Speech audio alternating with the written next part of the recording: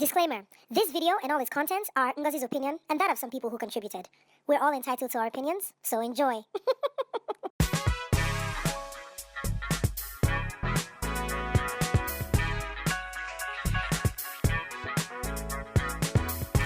Hello everyone, welcome to another episode of the Ngee Show. My name is Ngozi and I am here with the uber talented Mr. Ali Nuhu. Hi! We're wearing sunglasses because, you know, we're on a rooftop, we're on a terrace, and just, I don't like bright light. So how are you today? I'm good, Ali. Thank you so much for being on the show. How is it? Do you live in Lagos? No, I don't live in Lagos. You don't? Yeah. So you're just here visiting, doing some work? Yeah, I'm actually here for a job. A job, and I was able to get him on the chair. First of all, I have connects. I know people who know other people. That's interesting. So I'm just because people don't know. They don't know that. But I'm not gonna toot my own horn. Let me have you introduce yourself. He's very shy, so for me to have him, it's not a joke right now. I'm Ali Nuhu, a film actor, a director, and a scriptwriter. Yes. In the industry, I practice in Kannywood and Nollywood. In Kannywood, what's Kannywood? Kannywood is the Hausa movie industry. That's from northern Nigeria. Is it? That's Did y'all know that? I didn't know that it was called Kannywood. I thought Nollywood was just Nigeria as a whole. Yeah, Nollywood is Nigeria as a full, but then, you know, the movies made in the north basically have their own, you know, markets. Feel. Yeah, Oh, they have their own market. markets, not really feel there. Feel, you could pick any subject that relates to anywhere. Oh no, I meant feel. Like the general, they're very different from the Nollywood movies. Yeah, of course they are. Interesting. Yeah, Are they in local language? Yeah, they're in local language, Okay. Hausa. Okay. Very interesting. Okay, so Kannywood and Nollywood. So Kannywood like Kano. Yeah, of Kano, course. Kannywood. K-A-N. Why? Double N. Oh. Yeah. Y'all funky though. You're like, yo, I'm in Kannywood. How y'all doing? Okay, no, I'm joking. Okay, thank you so much for being here today. I remember Ali from one of the epic Nigerian movies that I watched called Sitanda many years ago. Those were epic movies. But well done. Okay, Thank you. So on today's episode, we're going to discuss respect in Nigeria. And I'm so glad that I have Ali for this episode because, you know, he's from the north. Yeah. I'm from the east, and I live in the west.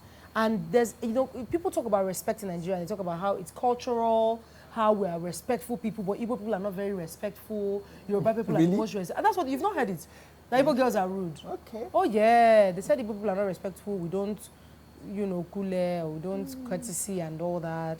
In fact, when I go to the east and I'm like, Auntie, good afternoon, and I courtesy, like, what's wrong with you? Like, why are you? You're not behaving like You're not behaving like a normal. Why are you courtesying? Who sent you a message? They're not saying it's all this their Lagos lifestyle, right? But Yoruba people are excessively not polite, but culture, that greeting. Yeah, As a young child, you start to train your child. Of course. My friend, will you go down and greet auntie? So the young girls, and it's so cute. They're like, Auntie, good afternoon, and they go all the way down. It's very cute. But the question is, what does this mean for us as a people? People say it's culture. What does this? How do you feel about this whole respect in Nigeria and what it's doing to us? And then we'll talk about four angles that I wanted to take just to discuss it. Okay. Yeah, most people, like from northern Nigeria, they say it's a part of culture. Some people incline it to religion. Sometimes, yeah. Really? What Yeah. religion? Christianity or Islam? Islam. Okay, basically, so for yeah. you guys in the north especially. Okay. Yeah, because, you know, according to Islam, you're supposed to respect your elders. Even But Christians. then the context of the respect is what I don't really understand. Are there things you have to do for you to be called someone that is respectful? Or Are you there can though? just do your normal thing? No, I think there are things you have to do. Yeah. Like bend down. Bend down, you know. Okay, let me ask you sometimes this. even remove your shoes. You say? Sometimes even remove your shoes. Okay. Like when you come meet the elders seated on a mat or something. When you say elders, people who are older than you. Older than So you, not yeah. even necessarily like an imam or just Not necessary. older people. Yeah. Huh. So Wow. you take off your shoes, Okay. kneel down, greet them, walk past where they are before you put on your shoes. This is considered as respect in some That parts is of northern amazing. Nigeria. Okay. That's very interesting. I didn't know that. We don't have that in Igbo land. You can wear your shoe. I like culture. Okay. You know, there's certain things in culture can make or break you. It's literally a set of things that some people, nobody knows who they are, Yeah. put together and said, we are going to be governed by these rules. It's not simple. And some people have There's certain laws and cultures that have been abolished. Some have been kept and so on and so forth. Of course. So culture is a good thing. It's also not so good in some situations. But I like the fact that respect is part of our culture. Of course. The question now becomes, is there a time when it goes too far? So for example, I think, let's use the Yoruba people as an example. Okay. And the biggest one is this auntie, sister.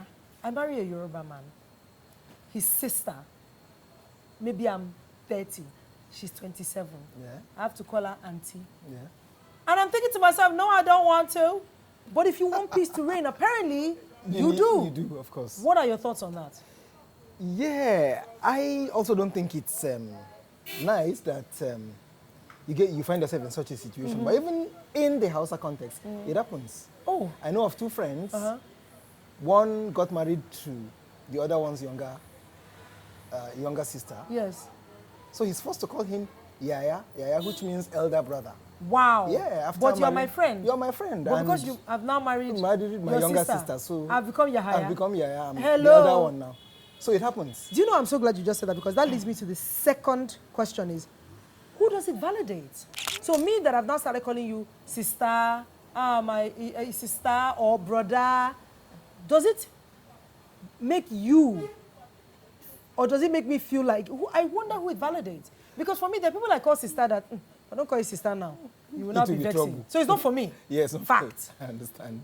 So what do you think? No, but, because you are probably, are you Yahaya to anyone?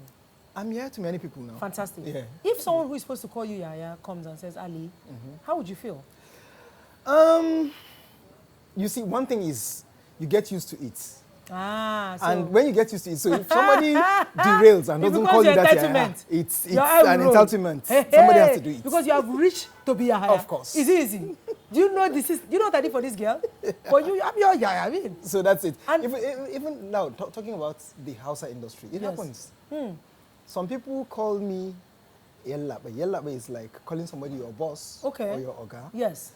So sometimes I find it weird when somebody calls my name and doesn't call me that Yellabe. Oh wow. In the industry, yeah. But do you feel like they're disrespecting you, or they don't? Honestly, I have to be candid. I feel they're Oh my disrespecting word, that is I very. have to No, be but I candid. like the. Thank Yeah, you for being for the candor. Yeah, that's, Huh? I think that's because You feel like you have you I've feel- attained it. Yeah, It's not today I've that I attained it, started and this people thing. have to call me that.